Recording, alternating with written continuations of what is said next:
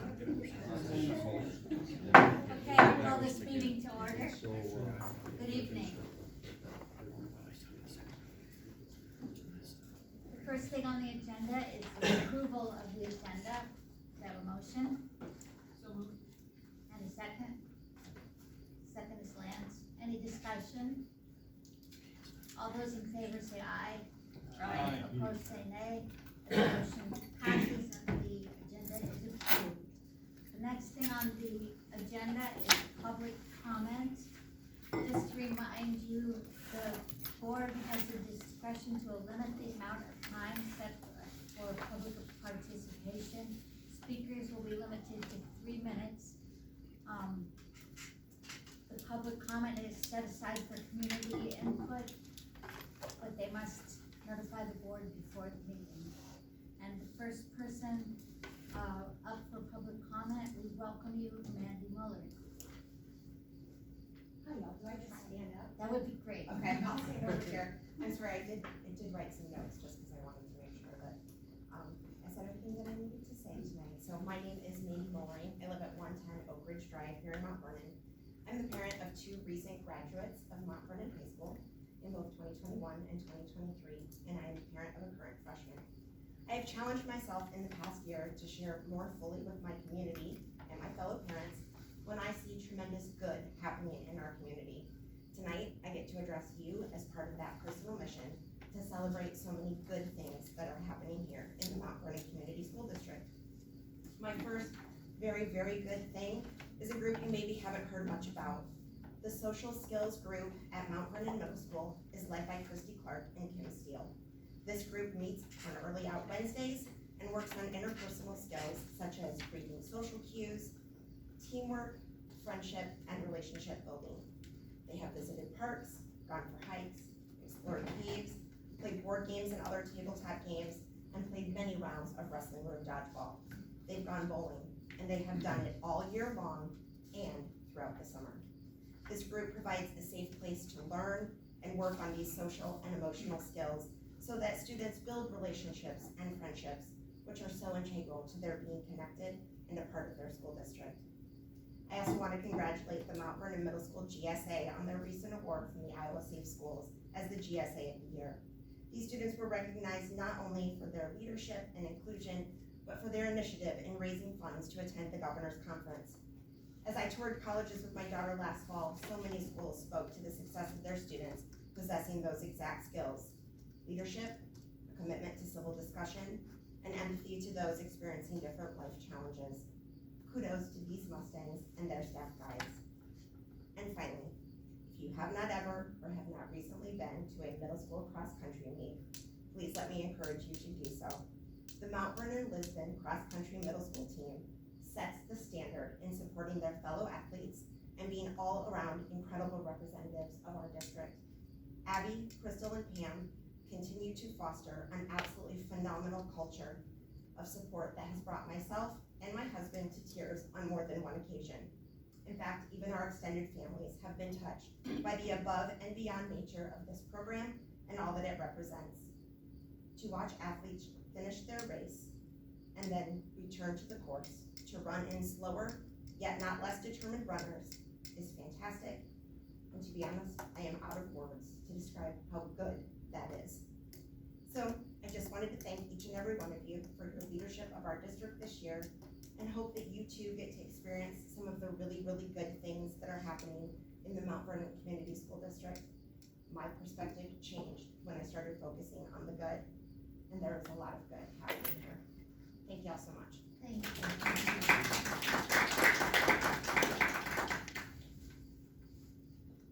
And I'd like to welcome, help me, Ada. Thank you. Ada Jones. Welcome, Ada.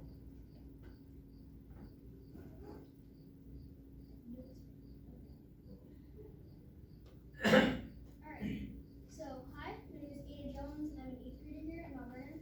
I'm here tonight to thank the district for recognizing the huge honor that is the GSA of the Year Award.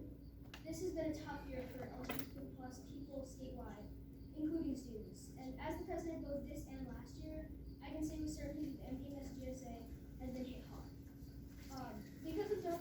the Jose Gay legislature, the middle school has been split in two, and we've lost some valuable members.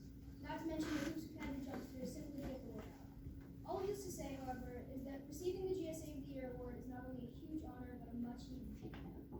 According to Hannah Mitchell, the GSA coordinator at Iowa State Schools, quote, "We chose the GSA that displays outstanding initiative and leadership. MVHS's GSA has really set the bar, not only for GSAs in our network, but for student clubs across the state." End quote. As I've said before, we've had to do a lot simply to get posters approved. And the fact that we didn't have to go through multiple email chains to get any recognition is refreshing. This mention means a lot, not just me personally, but the GSA as a whole, especially when the state is actively trying to erase us. Once again, thanks so much to the district for recognizing this award. Thank you.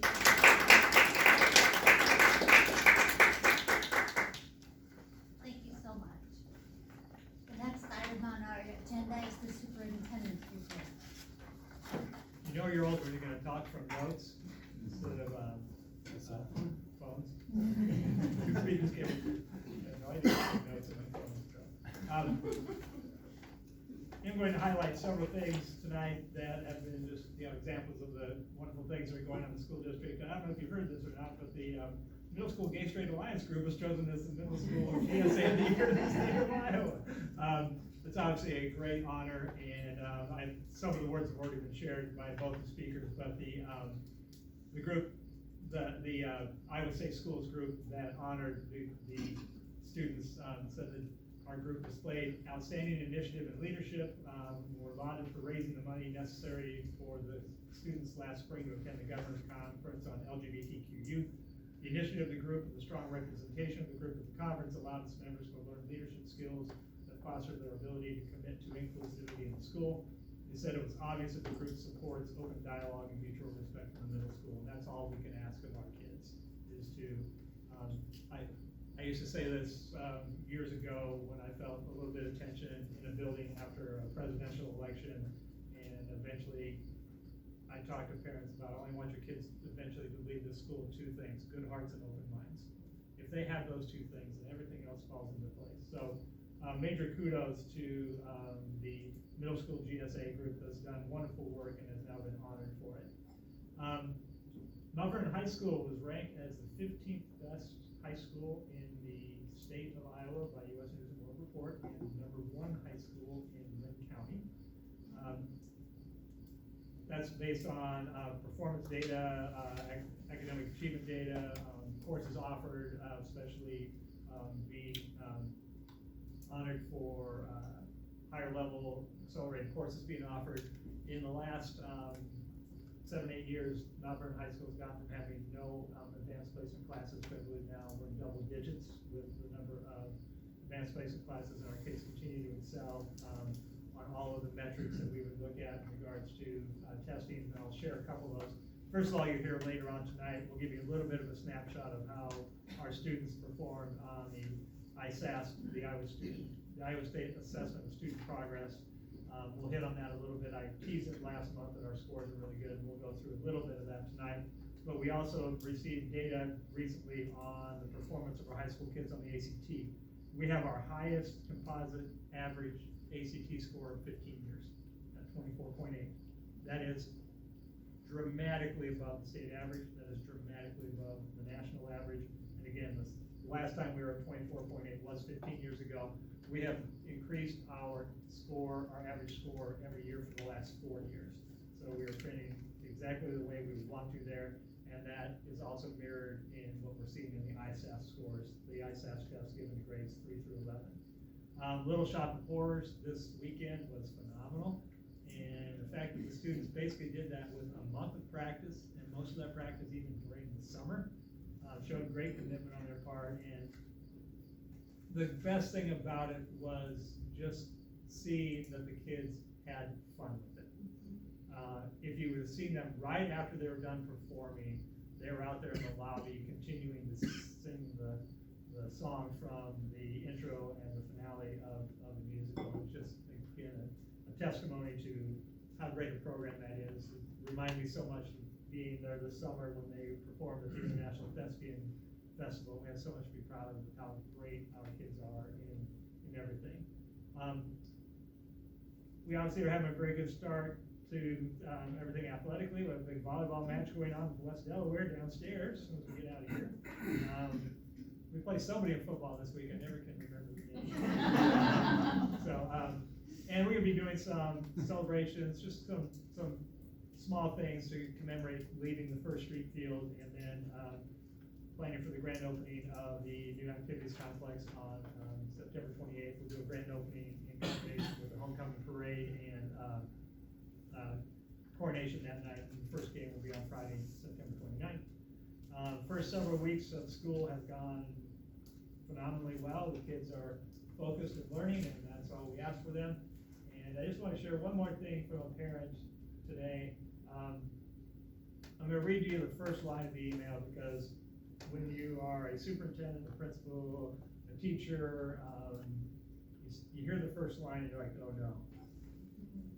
Dr. Batenhorst, I'm writing because while I have appreciated the teachers and administration in Mount Vernon since our oldest daughter started school, that's what you expect. But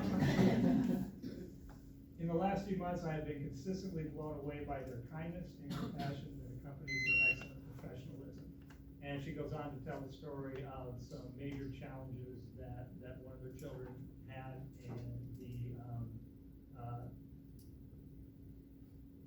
enormous support that the family received from teachers, principals, nurses, at the middle and elementary school. Just went on and on and on about the level of excellence, and that's all we ask for our people is to just love the kids up at a time where it's tough being a kid, and it's they face more challenges than ever, and it's just really heartening to hear someone praise them for all the great work that they do. And I immediately shared that with Mr. Hogsey and Mrs. Stanton, and said, this is why we do what we do. So we hope to carry this great momentum forward, and I'm a competitive guy by nature, and we had our WAMAC conference fall meeting today, and we spent the first part of the meeting going around as districts and highlighting all the great things that we're doing, and I just laugh when I hear all the other ones. We're gonna go last, and we're gonna have so much more. So it's just great to, like I said, one of my biggest jobs is to be the biggest cheerleader for the district, and it's easy to do when we have such wonderful things going on, and that's because we have great parents, we have great staff members, we have great kids, we have a great school board, and it's all shown in all the great things that are going on. You're going to learn some tonight. There's a new twist that we'll jump into here in just a second to our meetings this year. We're going to highlight every month something from one of the schools that the principals want to highlight, something that they think is really good going on, or some program or whatever they want to share. Tonight is going to be Mr. Brand's turn with the high school. I'm going to hook up things here in a second. So we'll do this every month. So every school will present 3 times, and that's just a little snapshot of something that I think is really great going on in their school. So we'll turn things over to Mr. Brand. All lights switch maybe? Oh, Gene, I think, never mind. It's okay. Tell me how. There you go. Good. Is that okay? Yep. Okay. Well, Dr. Batenhorst already stole everything I was gonna say. They started. So I guess I'll just sit back down. No, I highlights. I apologize in advance. This is more than a highlight. This is a big paintbrush across kind of our entire curriculum and courses that we offer at Mount Vernon, and part of the why and the how we got there. 7 years ago, 7 years ago, you came in? 7 years ago when Dr. Batenhorst came in, he really kind of challenged us to think about how we do things, why we do things, and really try to offer a wide range from students that need coursework that meets their needs, and students on this end, and take whichever end you want, students on this end that need coursework that meets their needs. So we've really worked at trying to develop not just hitting the middle, but really trying to hit both of those ends, so to speak. Okay, so well, it was right when we came on board. We were really diving into some evidence-based reporting work, some standards-based grading work. Let's not lie about that. That caused some controversy. Some people didn't understand why we're going this direction, why we want to move away from a traditional grading system to what we're doing now. And through the course of that came a whole bunch of alignment, realignment, discussions about standards, discussions about grading, and a whole bunch of new courses that we have offered. So when I started doing this, I was only going to give you the accelerated course options that we came up with, but then I'm like, no, I'm gonna talk a little bit about every department. So part of my presentation skills are not going to be very good because I'm going to try to just stick to reading so that I don't take all night. Okay? So with that said, I'm going to start with science. Within the last 4 years, the science team has aligned the curriculum to meet the next generation science standard as well as the Iowa core curriculum. Every single one of our students takes earth science for a semester, Chem 1 for a semester, biology for a full year, and physics 1 for a semester. Quite often in that order, but not always. We also have an accelerated track for students to take Chem 1 as an 8th grader. This allows the students to take Earth and Physics 1 as a freshman and Biology as a sophomore.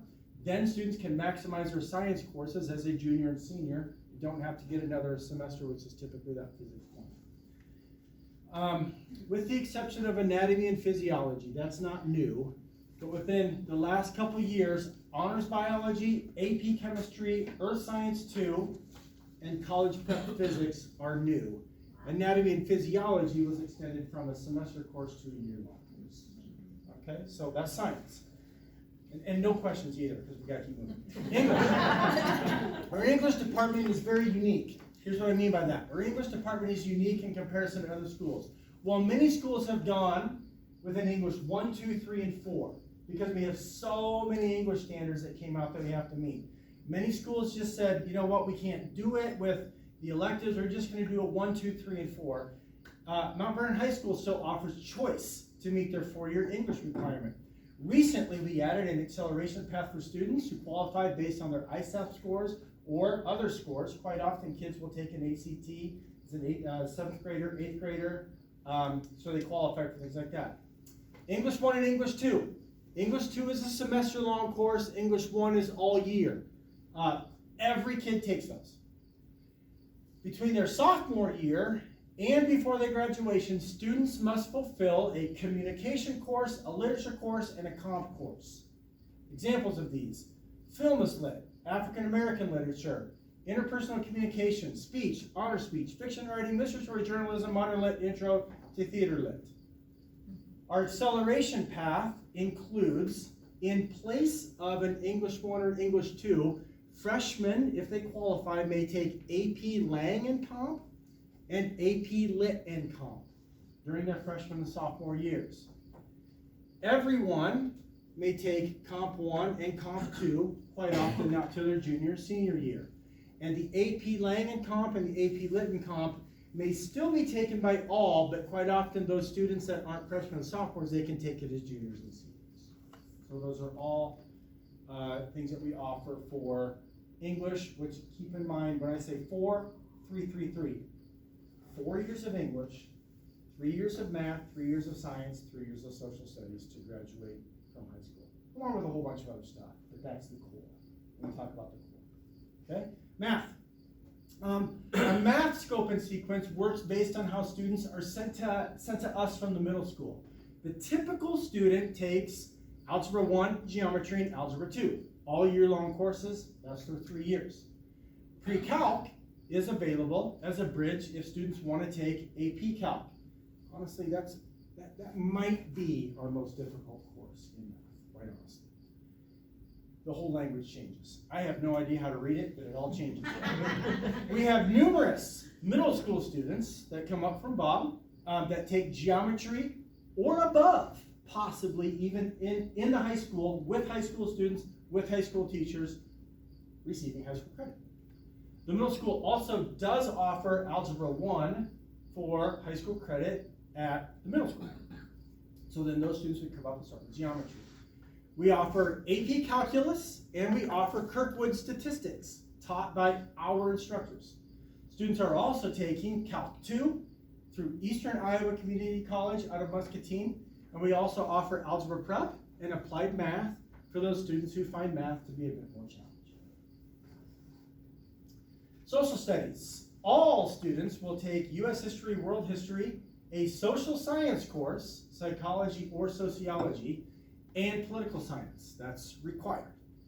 Within the past couple of years, we developed an acceleration path for students in social studies. Students may choose to take U.S. History or Honors U.S. History as freshmen, and as sophomores, students may choose to take World History or AP World History to meet those requirements. We have some students choose online courses. For those, they could take AP Soc, AP Psych, or Kirkwood American Government. Those are taught online. We teach criminal justice and sports and American society for social studies elective credit, and we take geometry, and rather than have it be a standalone course, our teachers have integrated that into both of our history courses, so U.S. History, Honors U.S. History, and into political science. So they get geography done. Steve, I know you said no questions, Yeah. but when they take an online course, do they take it here or do they take that at home? Doesn't matter. But Either way. typically here, they take a free period here. If they want to fill up their day and take it outside the day, that's fine too. But it's on their own. That answers your question. It does. Okay. World language. Gosh, our world language department's good.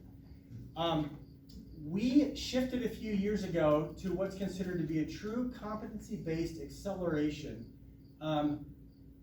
based on the scope and sequence of how kids do during Spanish 1 their freshman year.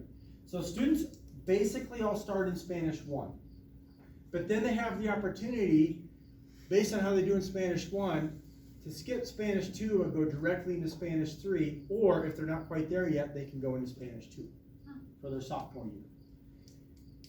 What that allows us to do is by their senior year, they can get to the point where they could take Kirkwood Intermediate Spanish 1 and Spanish 2 for dual credit, taught by our instructors as well, not a Kirkwood instructor. And just this year, we partnered with Cornell for students to also take Advanced Spanish Grammar and Composition and Introduction to Spanish Textual Analysis that offers dual credit with, as I said, Cornell. We have 3. But it's very unique in the way that we do this. They basically designed 2 years that would be of Spanish 1-2 curriculum. They designed 2 years using different resources for each one. So if a student doesn't go on to Spanish 3 and take Spanish 2, they will not be learning they will be learning many of the same skills because they weren't ready for that next jump, but they will be learning with different resources and different things that the teachers will teach. So that's world language. Career and Tech Ed. I gotta say we're still somewhat unique in that we still offer all career and tech ed right here. We don't send them off to Kirkwood or to any of the regional centers. We continue to offer dual credit and applicable courses for all students. We require, I want to repeat, we require every student to take financial literacy. So when you see those posts on Facebook that say, gee, I sure wish my kid learned what interest rates were and how to balance your checkbook, we actually do that. Now, if your kid didn't act like it, it isn't because we didn't teach them, okay? And I've got 4 of those as well. But they take financial literacy. They have the option, though, they can take, this was just added a year ago, so none of my kids actually got to do this, but taught by our instructor, they could take a Kirkwood credit course called Kirkwood Personal Finance, which would be very much the same as financial literacy, but they can get dual credit. I'll just read them quick. We offer entrepreneurship to stable, accounting 1 and 2, auto mechanics, flexible manufacturing, welding, materials processing, intro to industrial tech, power tech, which is small engines, computer-aided drafting, Kirkwood architectural plans and specs, Kirkwood construction technologies, culinary arts 1 and 2, interior design, sewing 1 and 2, and human growth and development. All of those taught by our in-house instructors. PE. I'm not exaggerating. Our PE program has gained statewide attention for being an exemplary program. A few years ago, Mr. Tavy and I came up with the idea we offered required elective PE, meaning you had to pick one of them.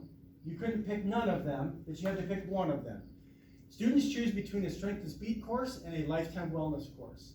Our students have been doing this now for 7 years, and our strength and speed gains for our athletes are absolutely off the charts. Said for the first time, probably ever, the other day when I watched our first football game, I said, gosh, we got men on the field, not boys. And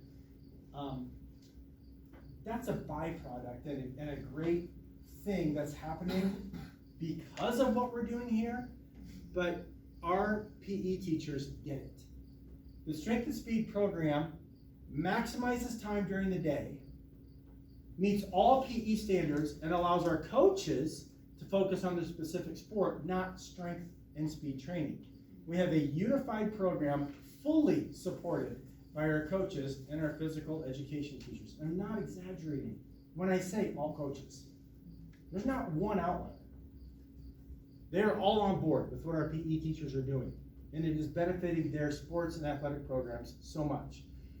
However, if our students want a more traditional PE, they can choose Lifetime Wellness.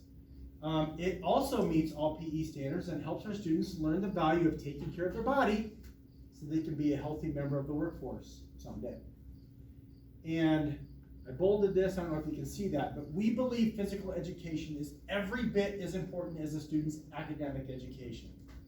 If our workforce can't stay healthy, can't effectively stay in the workforce.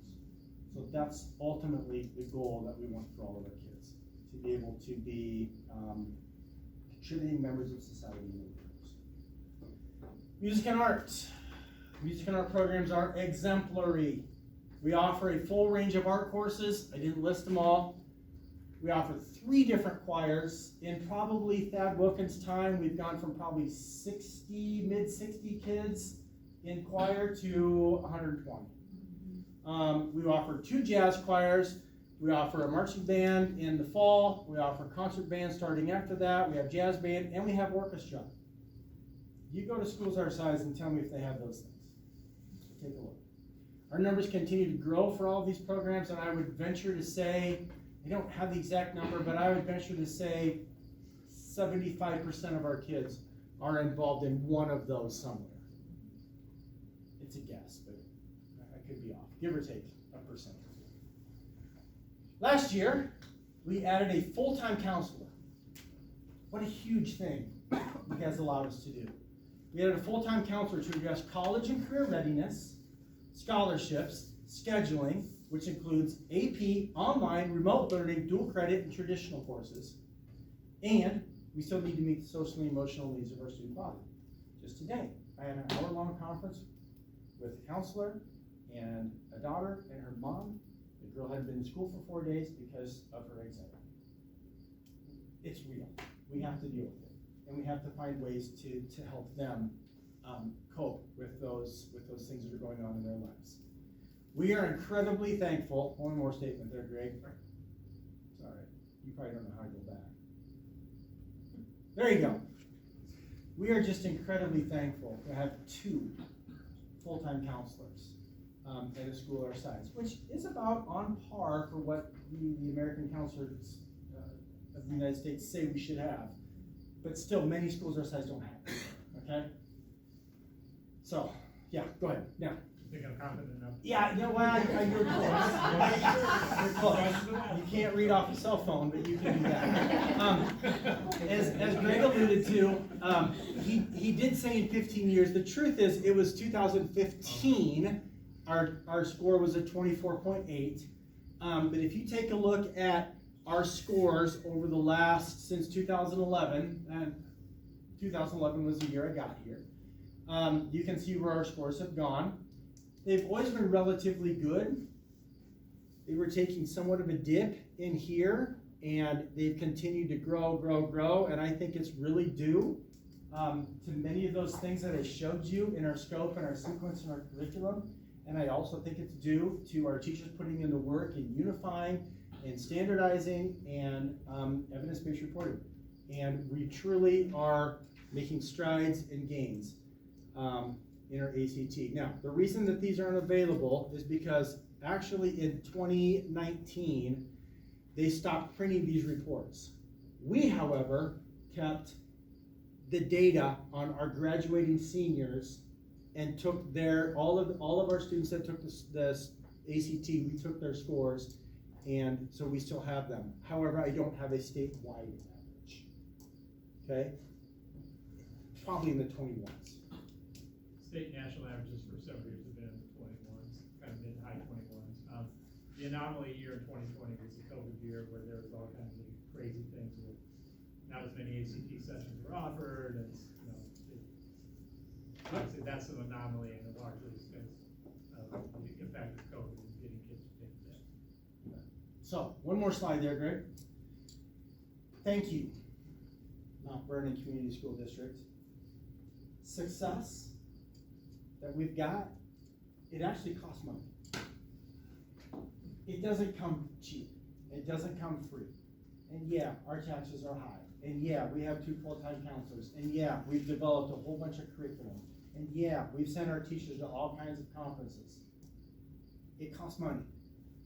But it isn't by accident that we're one of the best. It's not. It's not by accident.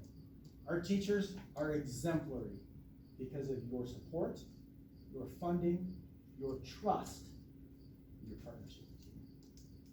So I thank you for everything that you've done for our teachers and for us as administrators to be able to be the very best that we can be and allow us to develop those types of programs and those types of courses and those types of opportunities for our kids, both academically, extracurricularly, and socially and emotionally. We appreciate it. And you. Thank you. Thanks. Just sharing. Thank you. Well done. If you really do have a question, probably so much information. I'm also happy to share that PowerPoint with any of you that he's got access to, he could share it with you. Basically, you just see less and less the college is not needing it, Yeah. and we're still, I see it 54. Yeah, so that's we had years where we had 54. Sometimes we've had upwards of 80 kids taking it, but it's always been about there. The deal is you're right, the colleges don't require it. However, you're probably not going to get any merit-based scholarship if you don't turn in an ACT score. Is at least what I found, and I actually kind of know. I sent 4 kids here recently. Well done. Thank you so much. And I just want to reiterate one thing that Mr. Brand talked about. This is not usual for districts, especially our size and even oftentimes larger districts. This is because of the commitment over the decades of this community that says that exemplary community says that have exemplary public schools. And the commitment has been there long before any of us got here, and it's going to continue on long after we're gone. Only by that level of support do you get the types of things we're able to offer. Thank you. The next item on the agenda is the superintendent search firm. The first thing I'd like to do is share with you what you recorded right after the last meeting as your impression of the 2 search firms. And it's okay if your opinion has changed, but I thought it would be good to record right after the meeting what we were thinking. So I've put this data up, and Michael's coming up here with it.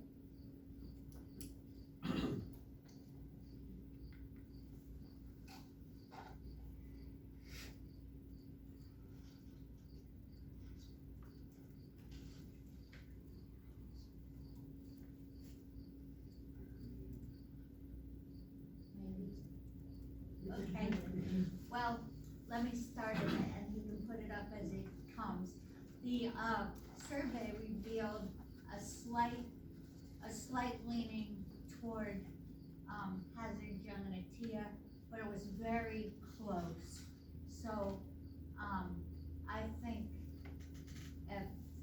and pretty much on every question, there was a slight edge on Hazard, Young, and Atia. And I will show you those results when the, technical difficulties, iron themselves out. And the next thing, I'm gonna keep moving here.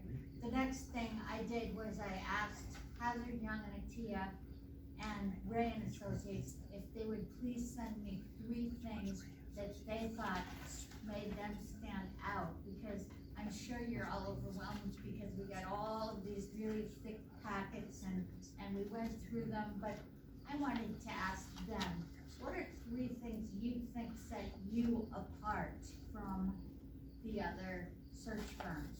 And so I have a slide for you asking for, what those 3 things are. I think it's coming, right? Yeah, Yeah. they're in our packet. Oh, you put it in the They're in the packet? packet. I didn't know you put it in the packet. I didn't. Great. Okay, so turn to the packet, please. So you can see the survey results, and it looks like a bigger spread than it is. It's kind of just 1 or 2, answers makes a big difference when you only have as many people as we answering the question. But they're fairly close. And then for Hazard, Young, and Atia, you can see they thought their research-based survey set them apart. There's no other firm offering this type of research-based survey available for use by school districts. But I do remember that it was an additional $1,000 or $2,000 to do it, so it's not like it's part of it, but we would get it probably, but, anyway, they felt that made them very unique. Then their exposure and analytics that come with posting the positions on their website with 25,000 visits to the website a month. Hazard, Young, and Atia is the only search firm that has this type of inclusive website. It's the industry standard. And then the third thing they thought set them apart was the commitment of Hazard, Young, and Atia to diversity and equity. This is in part due to their aggressive recruitment efforts from all regions of the country and not just local or statewide. And then, turn the page for Ray and Associates. And for Ray and Associates, they, are familiar with your board, the community, and the district as a whole from facilitating your most recent search hiring Dr. Babenhorst. And their team is local to save on expenses and close enough to understand your values, but supported by a national firm to truly find you the best of the best. And the third they found set them apart is in meeting the earlier request to include any bankruptcy filings. Jeremy, made this request of them. He asked them to include any bankruptcy filings, within their background checks. And they said, sure, we'll add that to what we do. Jeremy, you wanna say something about that? Sure, and I didn't mean to try to set up my own separate deal by any means. I just called them to ask, because it was one of the things that I was impressed with by Hazard, Young, and Atia, was the financial background checks that they would do on people so that we could have that, feeling of security prior. Because they said specifically that they didn't do it.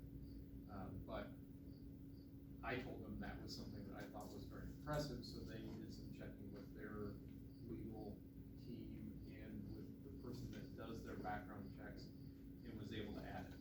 So I wasn't trying to do like some kind of side bargain or anything, but when I did call them and ask them about it, they were very open to the idea of looking at whether they could, and after some checks, they said they could add. They wanted to know what I wanted, and I said, well, I'm just one person. But I said, probably just to make sure there's not something in the person's background that we're worried about is, I look at a school district as a large corporation. I mean,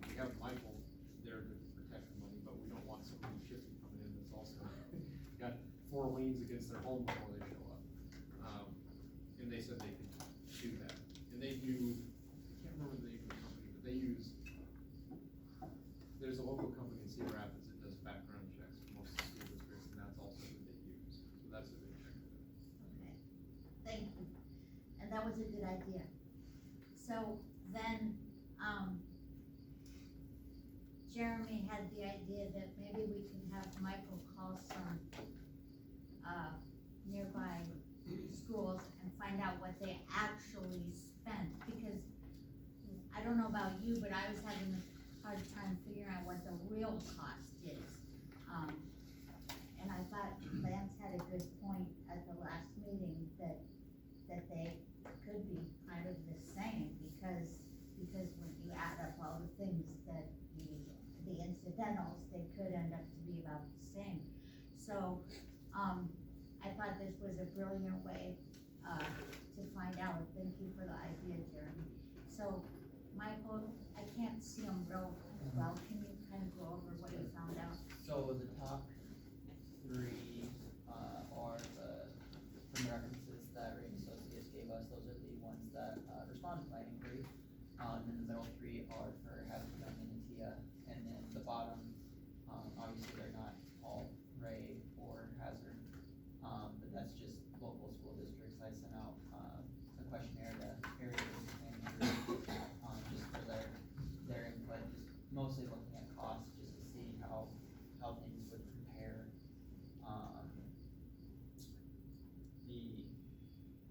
The Ray schools, the references that were listed, those were all bigger school districts than us.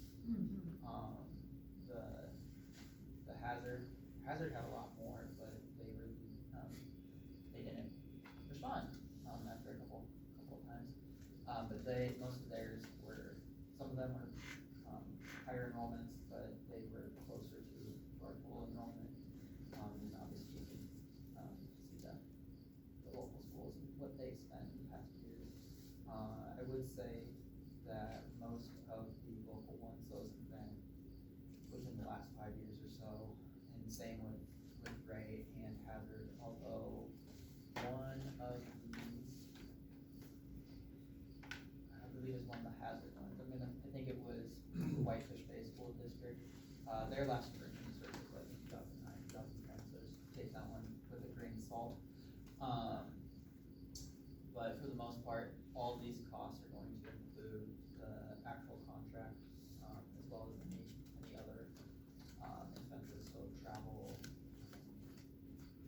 lodging, whatever, whether that's for the candidates or for the people with Ray or Hazard. Okay. So, now I wonder if you would like to discuss this. What are your impressions now? Do you have any thoughts? Would you like to decide this tonight? I'll be first. I was very impressed with both of them. But I would lean towards Ray and Associates, for several reasons. One is I feel more comfortable with them. They did work very well with us, with the search for our last search, when we got Greg, and they were very helpful throughout. They were available, for phone calls on a regular basis. And when we called them, they didn't show up online, they showed up. I just feel more comfortable with somebody that I can talk to Okay. than online. And I'm not too sure that we'll get that same kind of service.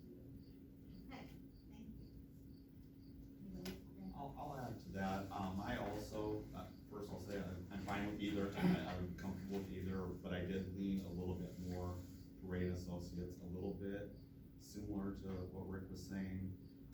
Well, not a huge issue, just having them local. We'll be spending for more, I believe, of services that are directly related to the search rather than travel and things like that.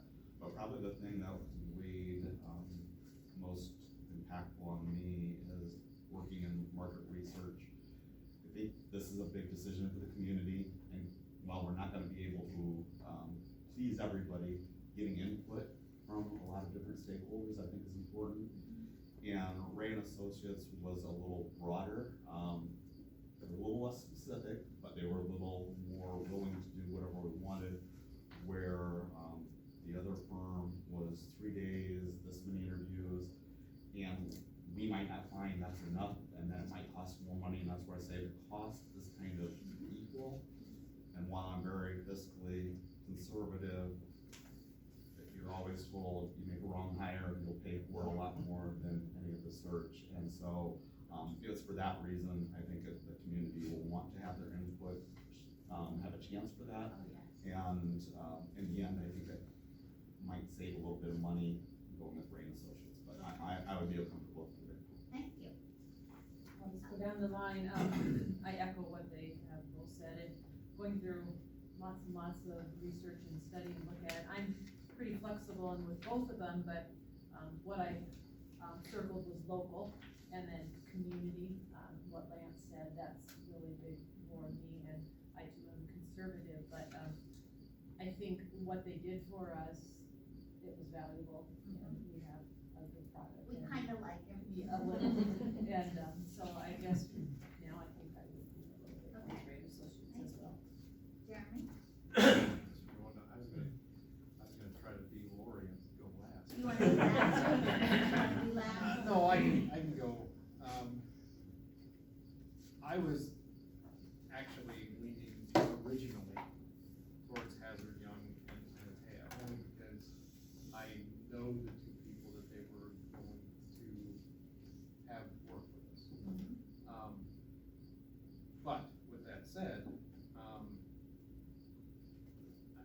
I have to say I was thoroughly impressed with Ray and Associates when I called and asked them for different things, because it was only a matter of minutes before they were finding answers. But they were really, I mean, what I asked them to do was something that they don't usually do.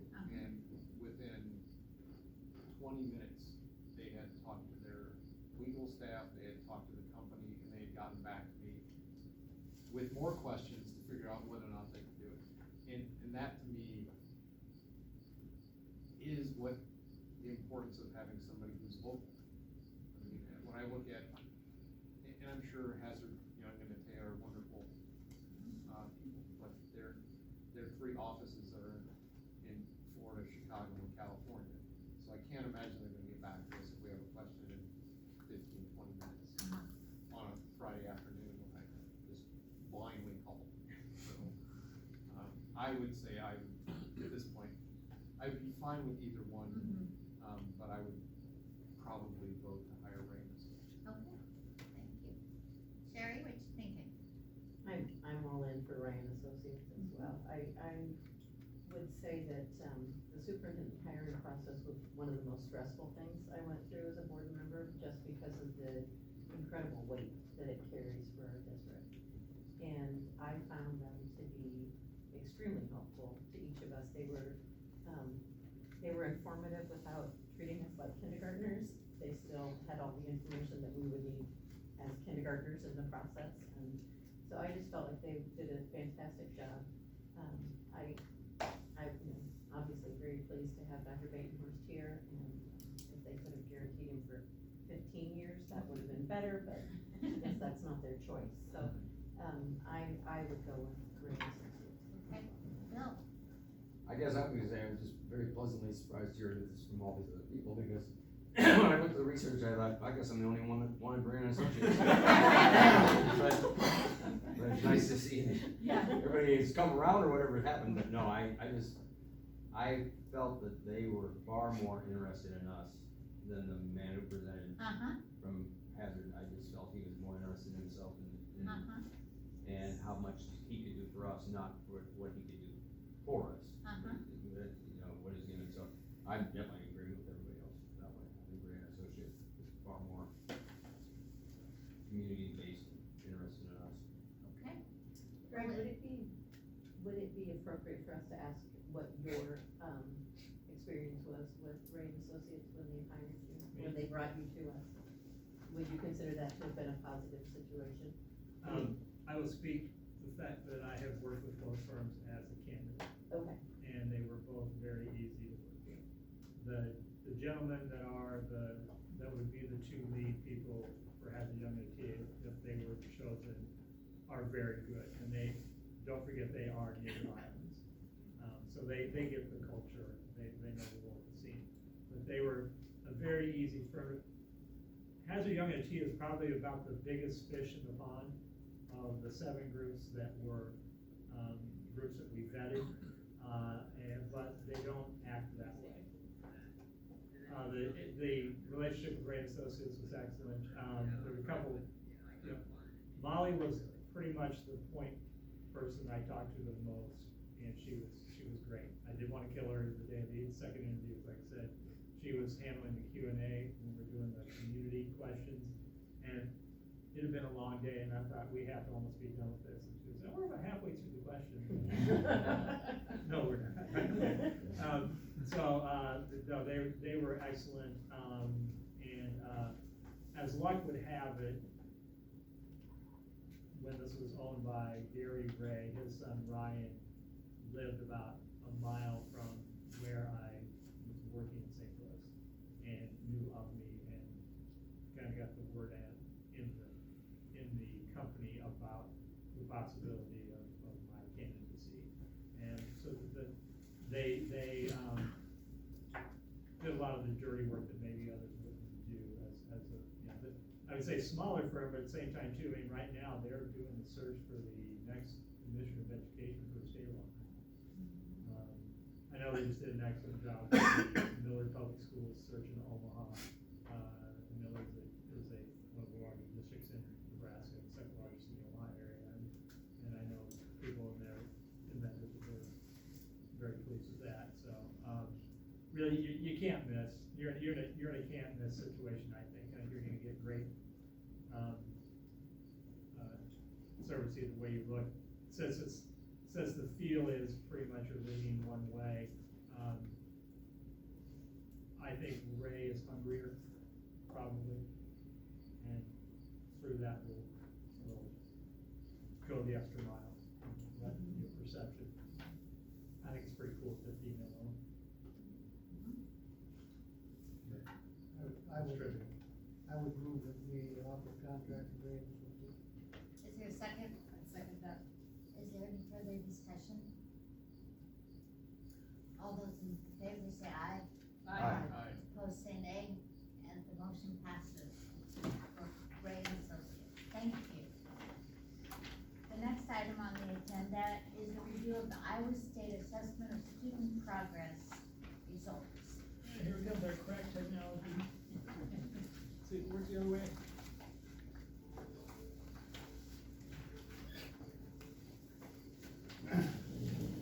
So for the purposes of the audience's education again,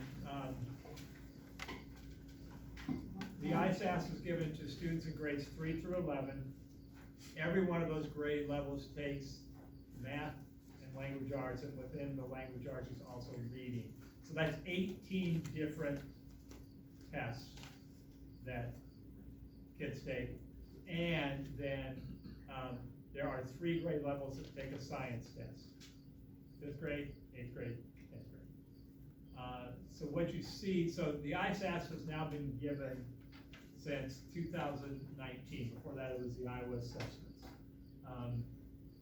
You now are at the point after 4 years of starting to be able to kind of make some sense of longitudinal data and what it's telling us. You have the missing year of 2020 because the ISASP was not given in the COVID year, because literally, the ISASP is given in the spring. We give it starting in late March and into mid-April. So obviously 2020 caused that to shut down. What you're seeing here is a chart of, this starts with 3rd grade. Yep, 3rd grade language arts, there we go. 3rd grade language arts.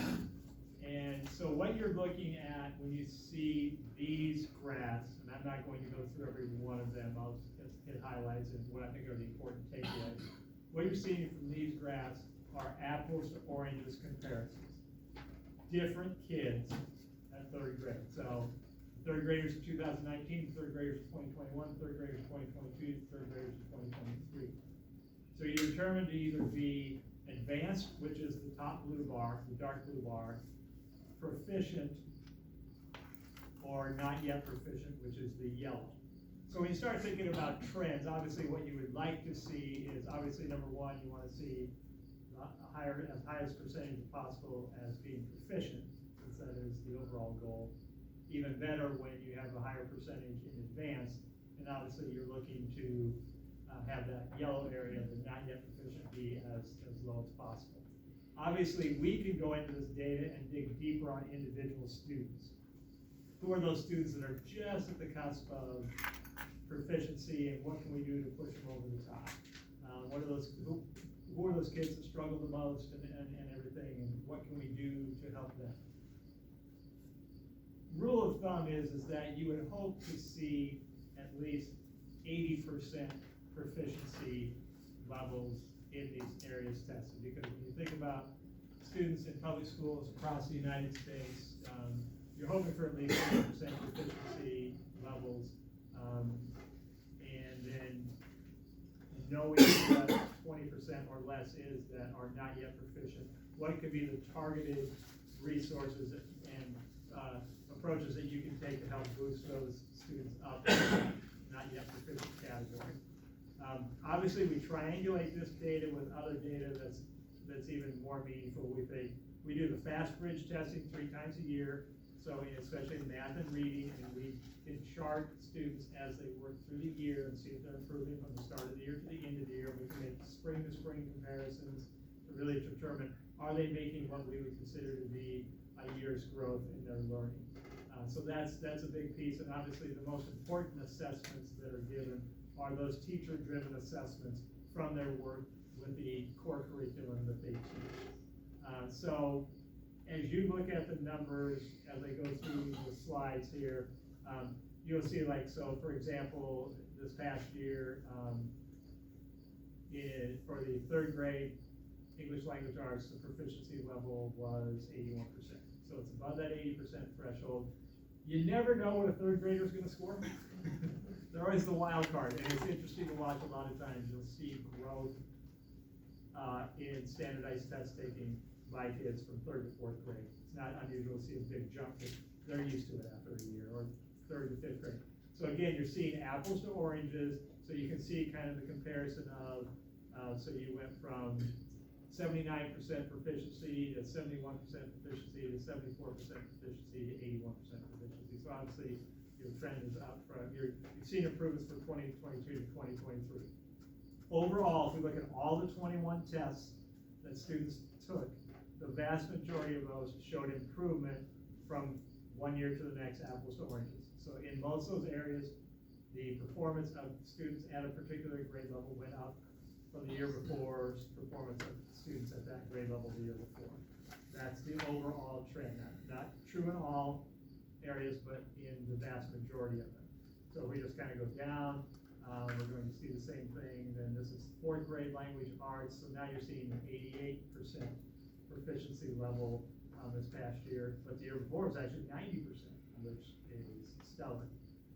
You can see, again, you're paying attention to those yellow bars that tell you those students are not yet proficient.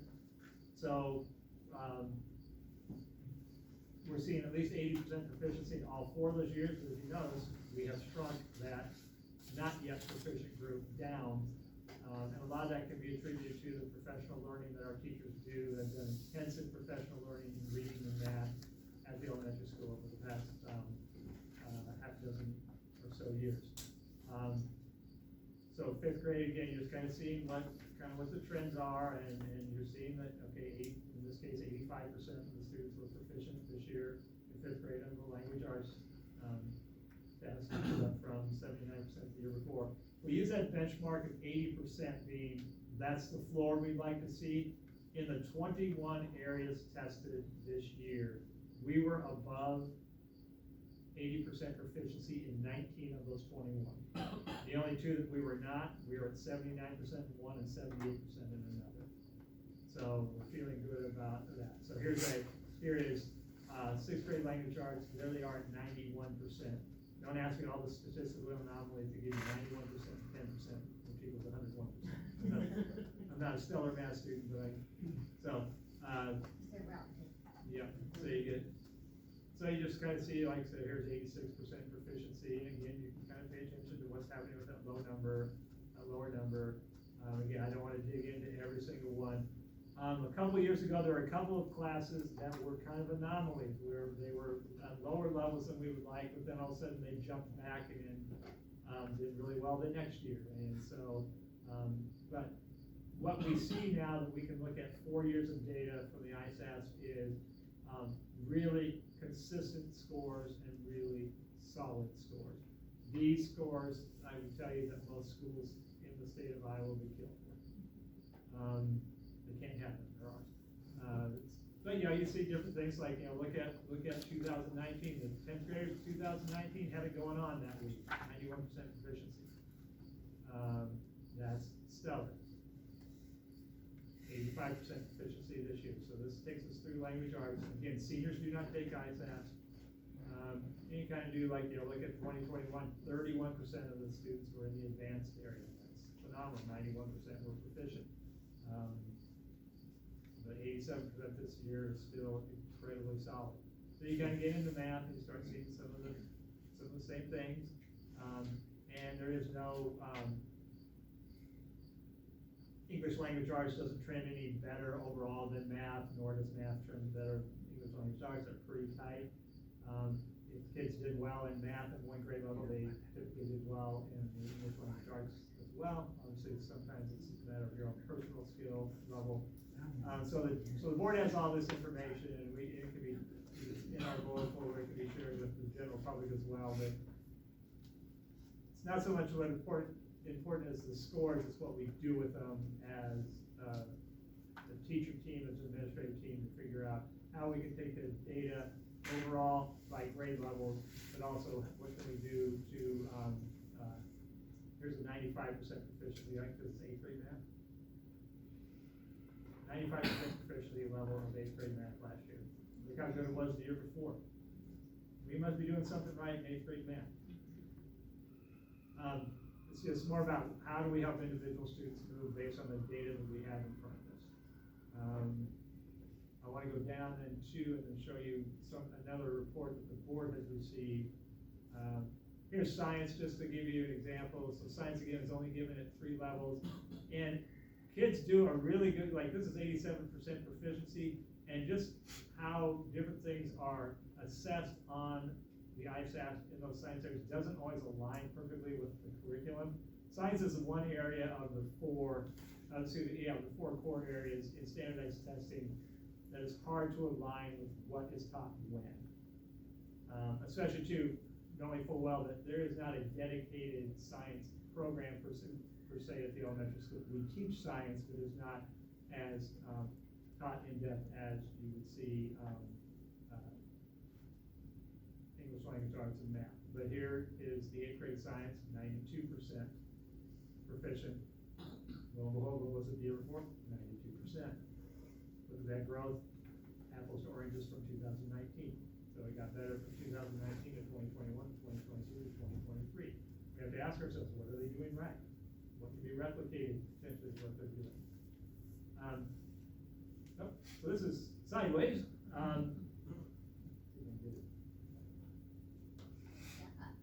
So what the board has as well is, this is apples to apples. Oops, that's apples to oranges. Let's go further down. That is basically another representation of what is on those charts.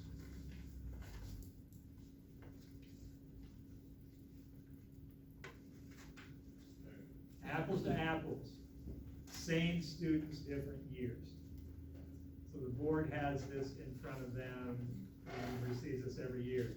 So now we're looking at, just 3rd graders in 2022 were 74% proficient in advanced in language arts, 26% not yet proficient. But then look at 2023. That's a pretty significant jump. Again, not unusual 3rd and 4th grade. but we have to ask ourselves, okay, what potentially could we have done better in third grade to bring that proficiency level up to that 80% or higher that we'd like to see? Or, you know, what did we do well then in the transition to fourth grade that helped them bump up? So the board can look now at, depending on how many years, obviously those kids have only taken the ISASP twice. So they can go through, and I can tell you without going through all these, that the general trend is that kids are either holding steadily strong as they go from year to year, or there are more examples of the scores going up, especially from 22 to 23, than going down. In a perfect world, what you would see that's very hard to ever achieve, every school district would love to see it, whether it's their state assessment scores or it's their ACT scores, you'd love to see that stair step. We were here, then we were here, then we were here, then we were here, and we reached the ultimate, you know, top. That's hard to do. You'll see it in some, if you dug into this data, you'd see it happen in a couple of places. But now, okay, so like this group right here, there were 9th graders in 2021, 10th graders in 2022, and 11th graders in 2023. So then we can look and see, in 2021, right out of the gate, boom, 91% proficient. That's high. Now, the other 2 years, still pretty darn strong, 87%. Not as strong as 91, but that's a tough rug to hoe. But then you see in math, they were eerily consistent year to year to year. Not seeing drops, not seeing gains, but if you have your proficiency levels at 84, 85, and 86% as a district, you're feeling pretty good about yourself. Obviously now here's a third grade group that we can look at 4 years of data. We can look at jumps they made, or notice they went down actually, in this case from the first year test and second year test. However, you gotta take that with the proverbial grain of salt because there is somewhat of a COVID effect in there. They didn't test in 2020, in 2020, and then getting back on their feet in 2021. That's a pretty common thread that you saw in districts across the state. Here's a perfect example though of math with kids that were third graders in 2019, fifth grade 2021, sixth grade 2022, seventh grade 2023. There's the stair step. They were 74% proficient, then they were 76, then they were 81, then they were 86. That's what you'd love to see, because that just shows continuous growth. And there are some factors with assessment taking, especially as the kids get older. Do they take it seriously? Are they just gonna mail it in? Are kids drawing Christmas trees with the bubbles and everything? Our kids take this seriously. We don't preach it to them, we don't jam it down their throats, but they do, I think, by and large, take the assessment seriously. But you're seeing the proficiency levels, and you're seeing almost always 8s and 9s. So 80% or higher, especially in the last 2 years. So that means that we're, you know, seeing the types of things we would want to see. And we don't teach to the test. We don't put a large emphasis on, okay, guys, you're gonna see this on the ISASP test in April, so my gosh, we're gonna teach it. We don't do that. We let our own work with what Mr. Brand talked about earlier, with what our teachers have done with curriculum work in identifying, you know, refining standards and teaching to those standards and doing that well should mean success on something like the ISASP. So we feel good about the results. We think they speak well for the work that we're doing as staff, and we really now can drill down with our people to focus on individual students. This is funny, so look at your 5th graders in 2019 and 8th graders in 2022 on science, there's a 30% jump. And part of that is by the end of 8th grade, they've had a lot more exposure to science, especially in grades 5, 6, 7, 8, but they didn't necessarily have, they have more exposure in grades 6, 7, 8, so they come in fairly green with specific science instruction from elementary to middle. But once they're in, you know, once they are enmeshed in science education, those scores go up. So that's just basically a broad overview of the data. Again, it's very positive. Nothing, you know, every now and then there'll be a score in a given year like, Not at all this year, with any of the scores. We're very pleased with the results, and, like I said, a lot of districts would love to have those results. So I'm very proud of our teachers, very proud of our kids, for their outstanding performance. Questions from the board, any of that? Great job. Well done. And in no way to undermine what the teachers and the administrators and everybody else does, but the parents that send their kids to school ready to take those tests and Yep. ready to learn make all the difference in the world too, so very grateful for that in the community. The next item on the agenda is the approval of School Improvement Advisory Committee SIAC membership. So SIAC will meet again twice this year, once in October, once in March. Kept the membership largely the same as last year with a few exceptions. Number one, we had to bring 2 new students on. The students are always juniors. Juniors Colin Bentley and Kate Sherman have considered to be a part of that. I've kept the teacher group the same, the district leadership team obviously remained the same, and kept the community members the same. I talked to them last year about staying on basically for 2 years, because honestly, at the time I was talking to them about this, I knew what my pathway was going to be. Thought the next big membership change in SIAC should come after me. The only thing we'll change is board members, because the 3 board members that were serving on SIAC before are either not running again or have already left the board. The 3 that will come on are ones that are either on for 2 more years or are running for the board again. That would be the group that would start out as SIAC. So we just need approval of the team for this year. SIAC meetings are always open to the public. The first one is going to be, we want to get everything down, superintendent search and everything, get that rolling first and get through the election candidate process first. So the first SIAC meeting is going to be on Monday, October 23rd at 5 p.m. We'll put out notices about that, including welcoming any members of the community to not only be there, unlike what you are tonight, which is basically viewers of this meeting. With SIAC, you can actually be active participants with us, and we'll go back and we'll talk about school improvement goals from last year, focus on school improvement goals for the upcoming year, and we'll talk more about the ISASP data and other data that we have, other student achievement data that we have available to us. Okay, would anyone like to make a motion? We approve it.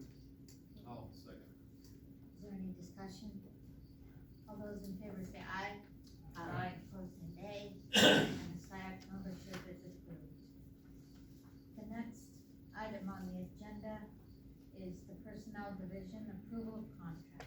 Okay, we just have a few that are replacement positions. That would be the Washington Elementary Associate, middle school custodian position are replacements. The middle school cross-country stipend is because of the large numbers out. I think about 400 kids ran by my house this afternoon.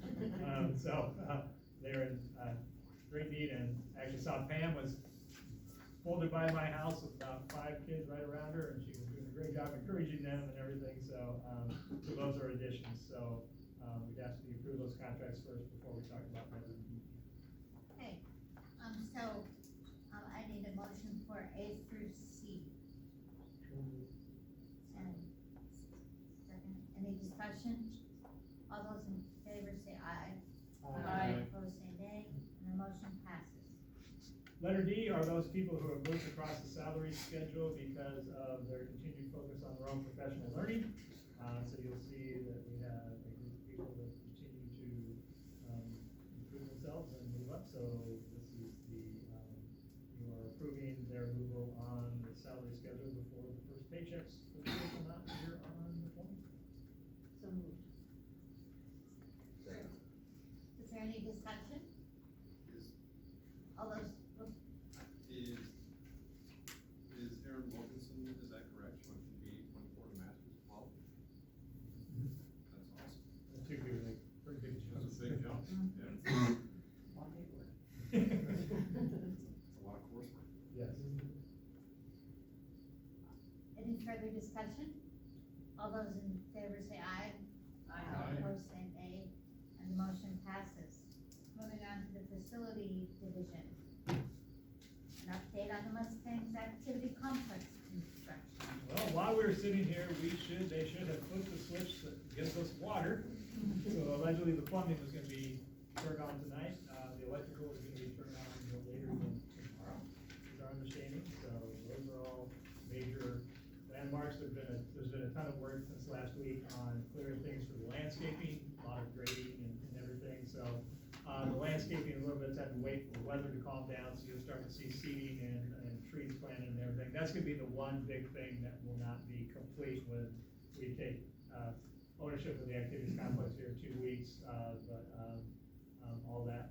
We'll start to focus on seeding and planting of trees and everything, here over the next, 2 weeks. The only big piece right now that's still waiting is the striping of the track. We need to wait about another week for that, so that'll take place next week. The punch list day to walk through the facility and basically approve everything, is next Monday, the 18th. We need to come back probably then a couple days later and pick up the track after it's been striped. And then, make sure that then we'll have to come back, with, some things with, just last minute items. The focus right now is, essentially, finishing up the buildings, getting all the pieces of equipment, all the pieces for the restrooms, the concession stand, the merchandise booth and everything. Donor signage, people will come out on, the 18th and put in signs for different donor levels, in the facility. Right now, as of tonight, there is anonymity to a couple of the donors for the project. Those names will become public Thursday.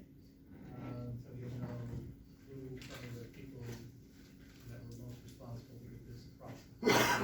Anyone who was a donor for the project prior to July 1st will have their names on the donor wall that will be hung next week. We've had some donors since, and we'll get their names added as quickly as we can. People who did the Save Me a Seat nameplates that will go on the bleachers. We've got one of our buildings and grounds guys out for a couple of weeks, so that might not happen until after the facility opens. But right now, the plan is for a grand opening on the 28th, Thursday the 28th. We're going to start the parade for the homecoming at 6 o'clock on the 28th. The parade will run from the First Street Field to here. We then will do a grand opening celebration that will include a ribbon cutting and acknowledgement of some key people in the process, especially the donors. And then there'll be a little bit of a celebration with the band, and then we'll dovetail directly into the coronation ceremonies for homecoming. So it'll be short and sweet, not gonna get carried away with this. We're also doing a send-off of the First Street Field on Friday night, this Friday night. We're gonna do some things before, during, and after the game. We have a lot of alumni football players join our team captains for the coin toss. We're going to have alumni members of Marching Mustangs join the Marching Mustangs play Friday night, if they so choose. We're gonna have former players, cheerleaders, marching band people form a tunnel along with our youth football people that the players will run through before the game. We're going to acknowledge those people who are responsible for the Save the Field work. We'll acknowledge them at halftime, and then at the end of the game, Dave Ryan will provide a little bit of a retrospective of the First Street Field and its history and some of the great moments and great people there. And then we will do a lowering of the flag ceremony with the American Legion. That flag will be lowered by the American Legion post. They will hand that to the leader, who is responsible then to bring the flag over during the homecoming parade on the 28th. And the flag will be raised on the new field as part of the grand opening ceremony on the 28th. So, it's finally here. A big piece of the puzzle, I think, in what we've been able to do in the past couple of years with the Performing Arts Center and this now, having it all on the same campus, has come a long ways to really achieving our 20-year facilities vision. How can we kind of maybe focus on the daycare center? That would be nice. But all systems go. I lit a fire a little bit under everyone in the construction go time, there's a few things I was like, let's pick up the pace, and the pace seems to have been picked up the last 48 hours, so. But no, they've done a great job, and we're excited to invite everybody on the 28th, for the grand opening on the 9th, and I'm sure it'll rain 2 inches. But, so we'll be happy with that. How many, parking places will be at the high school after their machines are out? 300. So we've got 301. It's 301, except for, there's 10 handicap spots out there, and there's actually one spot that's not marked, that's a little bit smaller than normal. I think, So the I 10 think is it's still in parked the there. 300? 10 doesn't include those handicap spots, so it's 310. 311, sorry, my math's bad. 311. And that's just here at the high school, doesn't include what we Correct. share at the community or the. Correct. If we have capacity, if everyone who rode here to an event came in twos, we have space for 1,600, we have capacity for 1,600 and some odd people to park here. You're never gonna have enough of two things, storage, parking. And so, while it's obviously exponentially better than what we have at First Street now, or even what we have at Cornell, we are going to be very, conscious of traffic flow. We're going to have more attention than normal with staffing out there to point people toward the spots that are open and close off areas that are closed, so that when the back of the high school and the western part of the high school get filled, we'll let everyone know it's full. We're pointing toward the middle school, toward the elementary, toward the OBC. And then we plan on having several people out there at the end of the event to provide good traffic flow out here. If people park in front of the path, right in front of the path, do they have to go that way? If there's a one-way sign, it would be much easier to go this way. I know what she's talking about, that's where I park. Do you have to go the other way to get out? Yes. Well, I don't, but. Technically, So, that's so the law. when We work with experts on it. when I leave at 5 o'clock at night and I can just, I don't go down the one way, I do just zip out there and go around the circle. But technically, yes, our cooks are the other ones that park there during the day. Nobody's around at all, Okay, they just drive out. okay, thank you. And what would be, the seating at a football, how many people come to a football game? We Great. could seat approximately 1,500, 1,500. which is a little bit more than what we've had. The band is going to sit on bleachers in the north end zone by their church. That is what they want to do. Over time, we might make that even fancier down in that end zone, but, so they will not, so that's 125 seats that will be open, that normally haven't been open until this year. If you've been to a football game this year, you've noticed that they've been sitting in the, south end zone at First Street. So that was by their choice, they approached us on that. So, And a especially great. typical football crowd night will be able to handle this fine. Yeah, and especially because the band literally only stays in the seating until the end of the first quarter. Right. And then they leave and they go warm up for a quarter, then they come out at halftime. And those guys, they're done, they get out of their uniforms, they wanna go back and sit in the student body. So we're not gonna reserve, and they didn't want to, just as Greg is trying to make sure you know that the band wants to sit in the end zone. Okay, got it. So in the south end zone, behind the goalpost, you will see a large turf area behind there that can be used for practices. And it also can be used, we can have people who like to stand and be a little closer to the action. We are going to allow that within reason in that area. We have bought about 4,000 barrier things that are going to allow us to funnel people right where we want them to be. So not only will you have the seating, but you also have that area behind the south wall post for people to stand and watch the game. we have plenty enough seating for most any event we have, with maybe the exception when we have a larger football game, like a Solon, where there's still going to be plenty of room for people to stand by the bleachers and all things. So we really easily, you know, I'll use Solon as a comparison. Solon Stadium is beautiful, but it's huge, and it's actually, in my mind, too big for the school that they have, to have some type of, you know, atmosphere that's a little more vibrant, for lack of a better word. I think they've built a little to it. We built the facility we could build, monetarily, but we built the facility that meets our needs. It's gonna be, you're gonna see as you walk into, you see two big patio areas that are gonna be available for people, during the games. Those will come to fruition here in 2 weeks. We will have the ability for the, football team and the marching band to get on the field to practice sometime next week. So they will have about a week and a half on the field before we play. We get used to the new digs. And still talking about the old days, I would encourage everyone to get, if they want a seat, they need to get there early, Friday night against Solon. But those rude, awful people did 4 years ago, they showed up and sat on our side. So you want to make sure that you do that, you gotta get there, push them out. And we want them to stand, you know, Okay. down the hill. Got it. You're not as excited to play this year as you were 4 years ago. And there is no parking. There is no parking.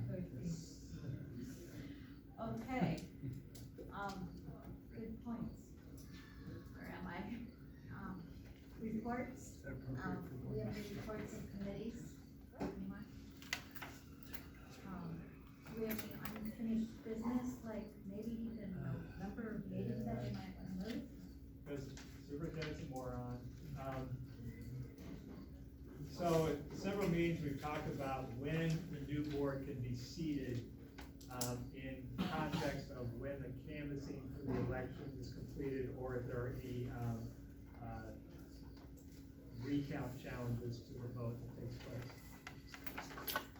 Our canvass does not end until November 21st. We were incorrect last time when we said it ended on November 13th. So we were looking at moving the board meeting from Monday to November 13th to Tuesday, November 14th, so we could do the organization of the new board and have the new board going.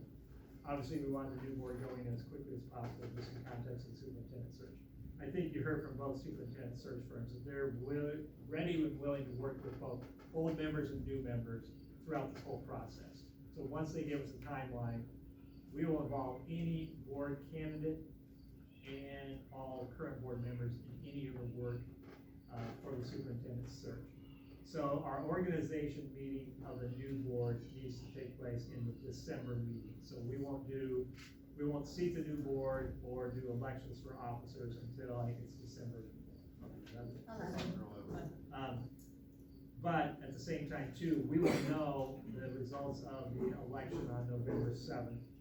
Those people who were the winners will be the ones that will be asked to go to the Iowa Association of School Boards Convention. So that won't change. The only caveat to that would be if there was a recount going on because of the close vote. So essentially, those who are elected on November 7th will take their seat on the board on December 11th. So then we can talk about whether or not then we move that November meeting back to its original date on Monday the 13th, or Tuesday the 14th. So does anyone have any strong feelings about either date?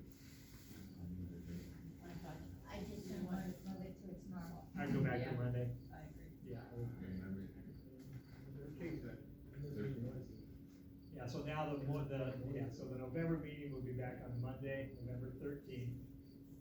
And then we'll, the new board up and running in December. Okay. Let's see. But we're still gonna invite anybody who's elected that's clear to the IASP convention, right? Yes. When? Yes, and just like I know several of you in the room are considering running, just the same as I said last month, is that if you win, it would, it's not required, but we would really like you to attend the, Iowa Association of School Boards Convention, which takes place on, the big day is Thursday, November 16th. But also there's things for new people on Wednesday, November 15th. We always go out as a group socially together on the night of the 15th. So you're there basically afternoon of the 15th and then all day on the 16th. Okay. Thank you. Any further unfinished business anyone has? Okay. Jeremy, do you have anything you'd like to take out of consent agenda? No, and I would move that we approve the consent agenda. Is there a second? Second. Okay. It's been moved and seconded. Is there any discussion? All those in favor say aye. Aye. Opposed say nay. And the consent agenda passes. We already covered the school board calendar, unless you have anything further as a board to, on the school board calendar. Remember to the audience that the October meeting was shifted from our normal Monday to that Wednesday. So the next meeting is on a Wednesday, October 11th at 6:30. Okay, On Thursday. Oh yeah, let's talk briefly about Thursday. So, and this is as much for the audience as well.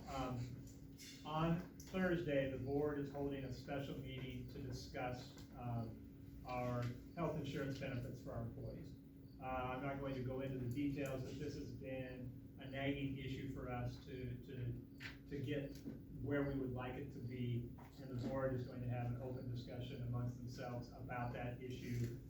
Michael and I have talked to several insurance experts over the last 6 months, and we'll provide the board some information and some guidance. We're also gonna have our legal counsel there to answer any legal questions we might have regarding how we handle our healthcare benefits. The board will not take any action that night on the topic.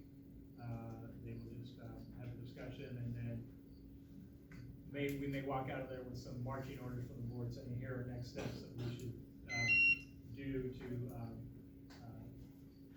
address the issue. There will be no other topics discussed that night. There will be no public comment. And we'll see what we can do on that issue. If you, essentially, it's not gonna be excitement or anything. Right now, we have it scheduled for the district conference room at the middle school, which is where we usually have it, which is back behind by my office. If you are a board candidate or thinking about being a board candidate and wish to observe that meeting, you're more than welcome. If you are someone who is a board candidate and you eventually win, largely what the board discusses Thursday night will become your issue and more than the current board's, just from a timing perspective. But it's been kind of a nagging issue for us, and it has some uniqueness that makes it hard for us to get as competitive insurance premium rates as we'd like to get, and we owe it to our employees to keep working on the issue. So that's why the board decided back last spring that sometime to have this conversation. So we're gonna have the conversation Thursday night. At 6. 7. Sounds good. That's right, that's working well. 7. You can be there at 6 if you want. I would also, point out or say that, there are a number of people running for the board who may have questions, and I'm sure that any of the president on the board would be happy to answer any questions you might have. So, we're all on the, website, you can email us, if you want a personal meeting, or if you wanna get a hold of us, we'll do that. In addition to what Rick said, once all board candidates are known, I will put out an invitation to anyone who is running to have a individual meeting with me if they so choose, just to learn more about the board and the superintendent board relationship and all that. So it's an invitation I offer every year. Take it or leave it. So. Is there any further business to come before the board?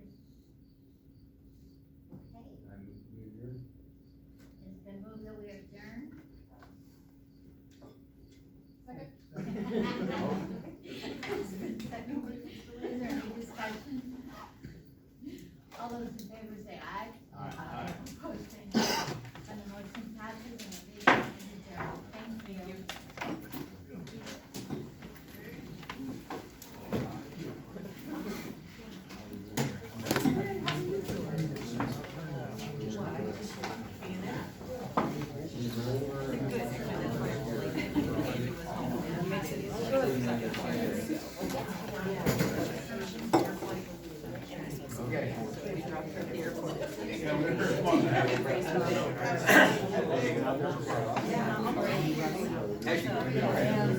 Take Rick. What's up? What do you think?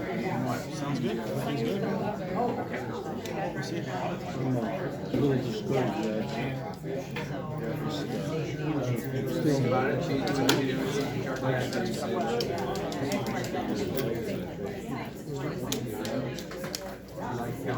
There'll be some historic times switching out of the field. There's gonna be some historic times switching out. With my biggest impact on all those kids out there being hard. Yeah. Well, one of the things I remember was my granddaughter, they had the girls out there too. That was, I don't remember them only doing that a few times, but a lot of good ones. Yeah, no, have a good one. Tell them hi. Real smart. Have a good night. You too.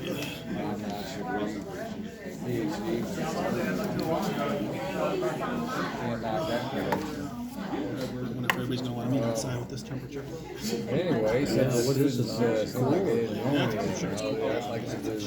got a class of students that are remedial work over at the college. 100-degree days. That's how bad this lockdown was. You go from 100-degree day, well, to a 60-degree day, and it's. Hey, see you running for board then? I think so. I don't know. You are? Yeah. Give me your thing and I'll sign it. Right, yeah. It's in the car. Yeah. I'll be out here, so. All right. Yeah. Yeah, I don't know. I figured. Do it. Do it. Yeah. Who's Doug? Doug. Yeah, Doug's also running. Nathan Walter. That's all right. That's Doug's running too. I don't know. I didn't know. Do you have The rest of the PE program, Oh, I need I some. thought was good. What's that? There'll be a hero sign. Oh, yeah? Special high school. Yeah, we'll be out sitting by the picnic tables. We just sit around and Philosophy discuss. is like every student is gonna get in shape. Depending on the weather. I still have some of those films playing where they have these up and down parallel bars where we could go up and down those things. And you could see like all these kids were. Nancy, would you be willing to stick around a minute? This is Nate Walters. I know him from Dubuque. Well, we're both Dubuquers. I know his daughter, his family. He's actually running for school board too. Would you guys be willing to sign his nomination paper if he runs his card? Yeah, cool.